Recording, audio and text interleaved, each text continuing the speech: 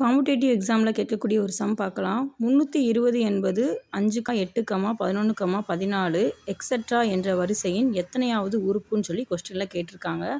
இப்போ இந்த மாதிரி கொஸ்டின் கேட்கும்போது நம்ம என்ன கொடுத்துருக்காங்க, என்ன கேட்டிருக்காங்க அப்படிங்கிறத பார்த்துக்கலாம்.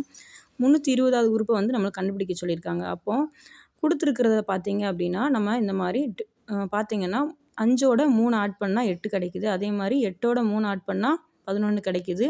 11ஓட 3 ஆட் பண்ணால் 14 கிடைக்குது. அப்போது எக்ஸெட்ரா. இப்போது நார்மலாக பார்த்தோம் அப்படின்னா இப்போது 14 வந்து எத்தனாவது உறுப்பாக இருக்குது நம்மளுக்கு உறுப்பாக இருக்குது. 1 2 3 4வது பிளேஸில் இருக்கிறதுனால 14ங்கிறது வந்து 4வது உறுப்பு. அதே மாதிரி 320 அப்படிங்கிறது எத்தனையாவது பிளேஸில் இருக்குது அப்படின்னு சொல்லிட்டு நம்ம கண்டுபிடிக்க போகிறோம். இப்போ இதுக்கு நம்ம எப்படி கண்டுபிடிக்கலாம் அப்படின்னா, இது வந்து ஆட் ஆகிருக்கு. சில நேரம் வந்து நம்மளுக்கு மைனஸ் பண்ணி இந்த 3ங்கிற மாதிரி 3 3ஆக போதில் அது மாதிரி மைனஸில் வரும். சில நேரம் மல்டிப்ளிகேஷன்லேயும் வரும், சில நேரம் டிவைட்லேயும் வரும்.